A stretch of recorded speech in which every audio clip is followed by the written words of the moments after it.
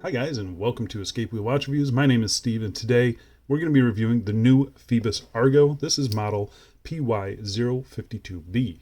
I was sent this watch for free. I don't have to send the watch back, but you guys know the deal by now. It's not going to sway my review one way or other. You're always going to get my honest opinion on this channel. And if by the end of this review you want to pick one of these up, head to the link in the video description. It's not an affiliate link or anything like that. That just takes you right to the Phoibos website, and that's where you can purchase the watch. The retail price for this watch is $345 US. That's before any taxes, coupons, shipping, etc. But as always, Phoibos, they do have an early bird coupon. The coupon code is EB69. It's also on the website, so if you lose it here, it is on the website. And that will get you $69 off the retail price, bringing the watch down to $276 US. And that code is good from today until June 6th, 2024. So you have 1 month to use that code, and I think this watch is going to sell out pretty quick, so you might want to jump on that. The watch comes in 5 different colorways that you can see here. They all have that really cool dial texture, which they're calling a spiral sunray. The watch case and bracelet are made of 316L stainless steel. It has a sapphire crystal with AR coating, screw-down crown, screw-down case back, 200 meters of claimed water resistance, has Swiss BGW9 on the dial and the hands, and the watch is powered by the Seiko NH35 automatic movement. So I said it right in my thumbnail, this is my favorite Phoibos yet. So let's dig in and see why I like it so much. But before we do, doing a quick wrist check as always today, wearing my Ixtao 6542. Absolutely love this watch, so dang cool. Go check out the review for that up here in the corner. Alright, so let's check out the dimensions. A bezel diameter of 40.1 millimeters, a case thickness of 13.4 millimeters, a 20 millimeter lug width, lug tip to lug tip of 47.8 millimeters, and a total length of 50.9 millimeters.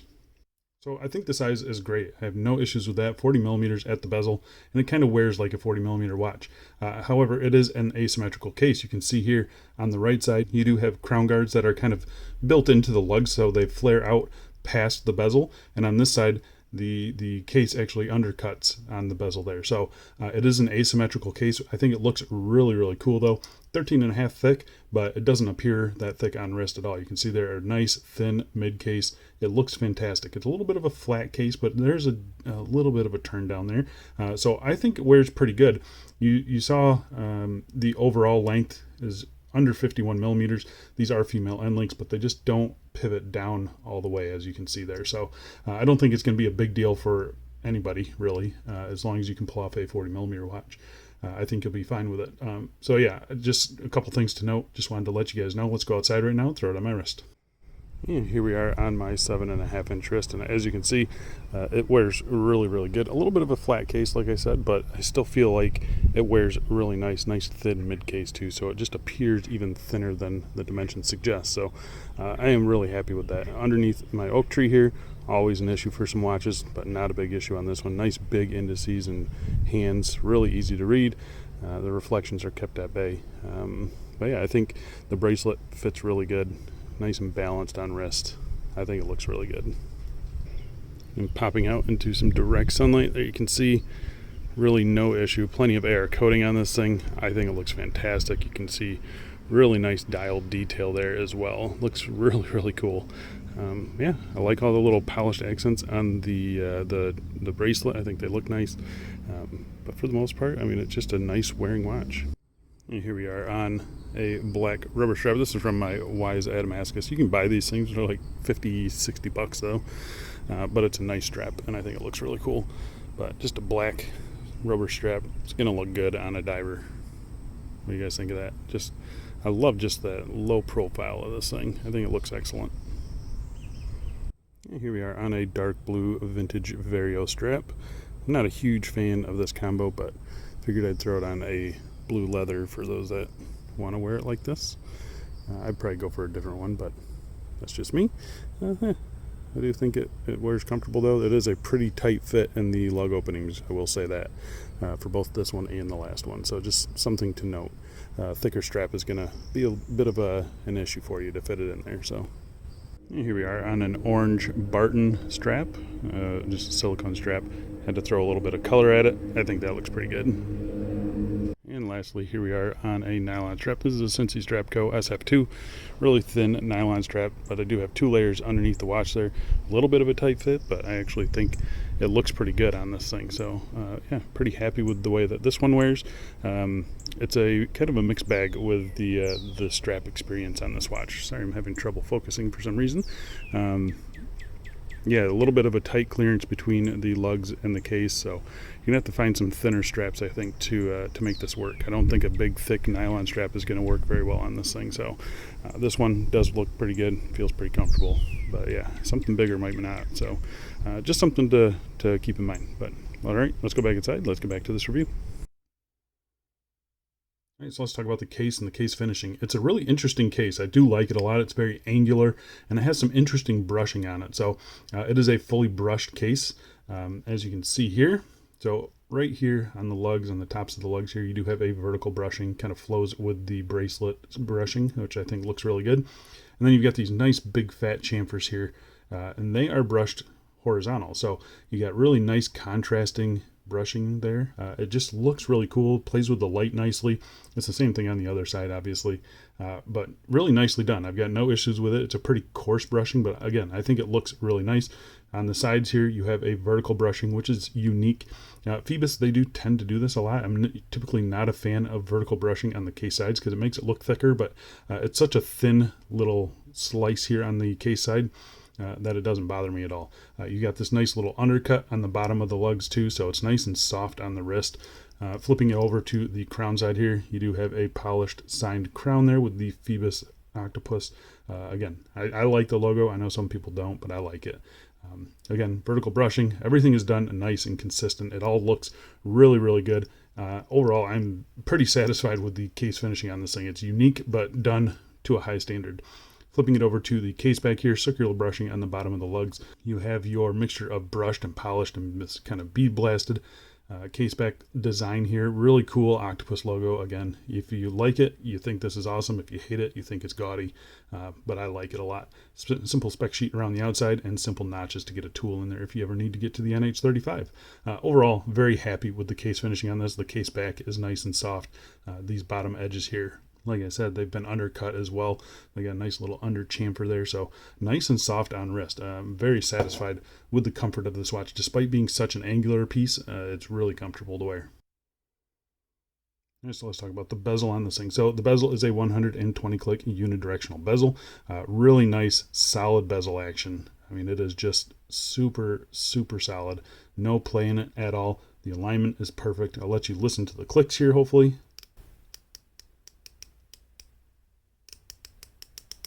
So yeah, really happy with those. Nice positive clicks. That's a very notchy bezel. I can feel every single one of those. It's a nice deep kind of thunking click, so it's not a cheap sounding bezel. It feels great. It aligns perfect. It's a really good bezel. I'm very happy with it. And like I said, there's absolutely no play in this thing at all. And I'm going to point this out right now. I'm not really sure where to put this in the review, but since it's not part of the bezel, it doesn't rotate. But you can see you kind of have that 12-sided polygon there around the crystal. It's an interesting look. Taken, I believe, Certina is one that pops up in my mind that does that and has been doing it for a while. Yeah, really interesting kind of subtle detail, but I think it looks pretty cool.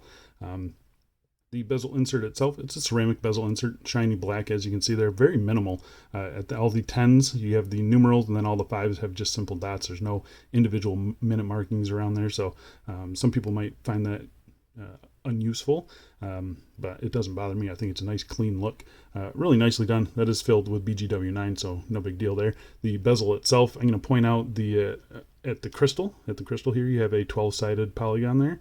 I believe that's a design element that's lifted from Certina. I think they were one of the first ones to do that.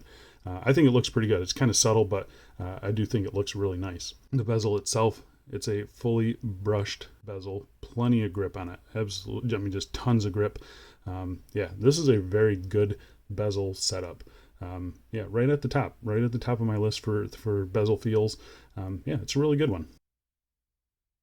All right, so let's talk about the crystal. First things first, we'll test it for sapphire. It is positive for sapphire. Not a surprise there. It is a double dome piece of sapphire crystal. It has 3 layers of AR coating on the underside. Clear AR. I think it looks fantastic. So obviously they could add some more AR coating, but really it's not necessary. I think they did a really good job with the crystal. I think it looks good. It's a very subtle double dome, as you can see there. You can barely tell that it's actually domed. It does sit up above the bezel insert and above that 12-sided ring. But yeah, I think it looks good. I got no issues with the crystal on this thing. It's a nice one.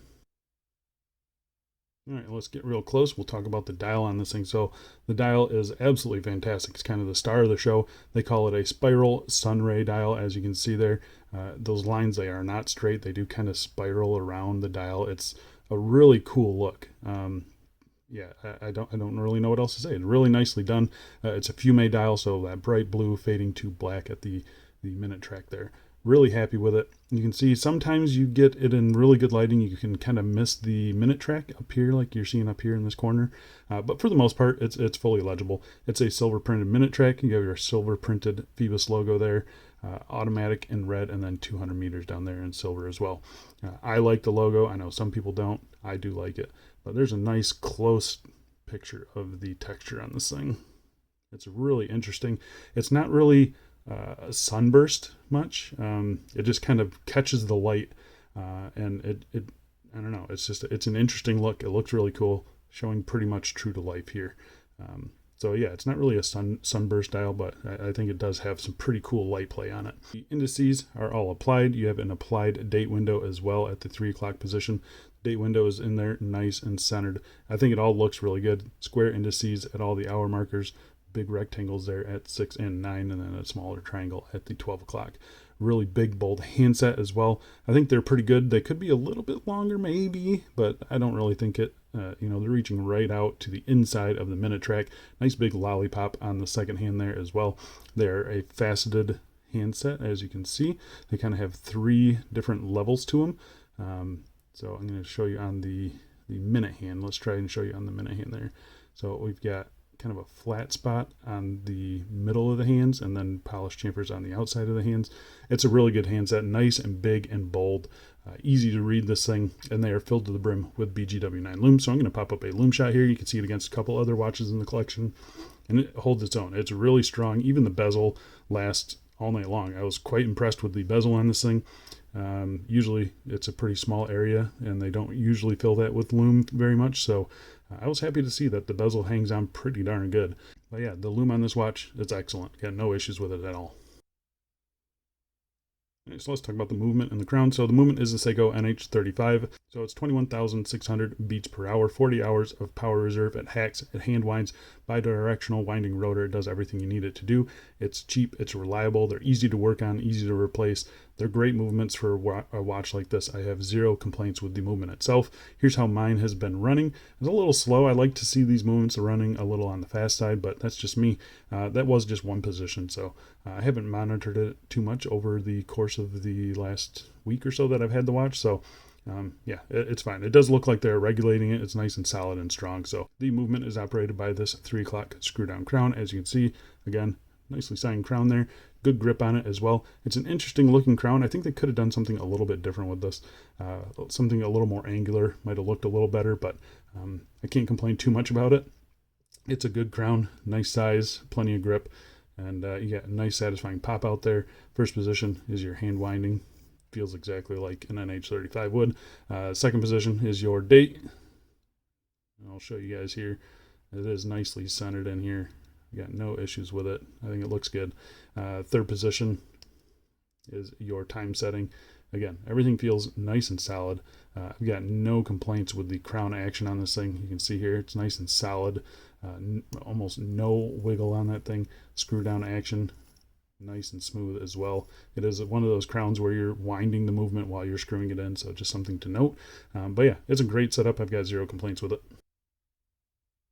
All right, so let's talk about the bracelet on this thing. So the bracelet is 20 millimeters, and then it tapers down to 18 millimeters at the clasp. It's a 3-link bracelet. It kind of looks like a 5-link bracelet, but those polished pieces there, they're not separate. They're just part of the outside link. But it's a really cool design element. I like it a lot. You can see it carries right onto the end link, which looks pretty cool as well. Yeah, the brushing looks nice. The polished little accents there, they also look nice. Yeah, it's a nice bracelet, nice and soft too. This bottom edge of the bracelet, nice and soft, and everything is articulating nicely. You have screw pins for adjusting. I removed 3 links for my 7.5-inch wrist. Yeah, the end link fitment, nice and tight in here. Got no issues with that. They are female end links, but like I said, they don't pivot straight down, so that might be an issue for somebody, but I doubt it. I doubt that's going to be a problem at all. Really happy with the bracelet on this thing. Sizing went fine. The fluidity, the comfort, it's great. Got no issues with that. Working our way to the clasp here, you can see you have a nice Phoibos branding there. Again, you either love it or you hate it, but really nicely done. Full brushing on the tops, sides, and the chamfer there. It's a nice clasp. I've seen this clasp on other watches. It's a good clasp, fully milled on the inside, nice tight tolerances here as well. So it opens and closes every single time without issue. Nice solid click there too. It's never come out on me. It's just a really good clasp. These things are awesome. These bottom edges are nice and soft. Even the top edges are nice and soft as well. So no issues there. And yes, it is an on-the-fly clasp, which we're kind of expecting in this price range now. So like I said, I've seen this before. You can just push these clasps in, but you can't pull them out until you release that little lever there, and then you can pull it out. You got about 7 or 8 millimeters of adjustment. Yeah, it's been great for me. Everything functions as it should. Yeah, I've got no real issues with the bracelet on this thing. It's a good bracelet. I'm surprised by the comfort on it, and then I do really like the kind of polished accents on it.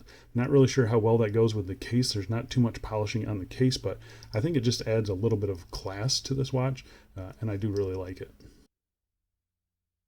So there you go, guys. That is the Phoibos Argo, $279, I believe it was, after the EB69 code. That's a heck of a price for a watch like this. Really cool design. I like it. It's very simple, but also very unique at the same time. The case is really cool. The asymmetrical case looks awesome. Really kind of stealth bomber looking, very angular case. But yeah, really good. I like the bracelet, on the fly clasp, good crystal, killer lume. I like the branding. That's just me. Yeah, it's a really, really nice watch, and easy to see why this is my favorite one. Their previous ones have all been a little bit too wild for me design-wise, but this one just kind of nails it. I really like this watch, guys. And I think you will too. And I think you should act pretty quick. I think these are going to sell out really quickly. So get them while you can. And yeah, I think you're going to be really happy with them. All right, that's it for me. Thanks a lot for watching, guys, and I'll see you in the next one. See ya.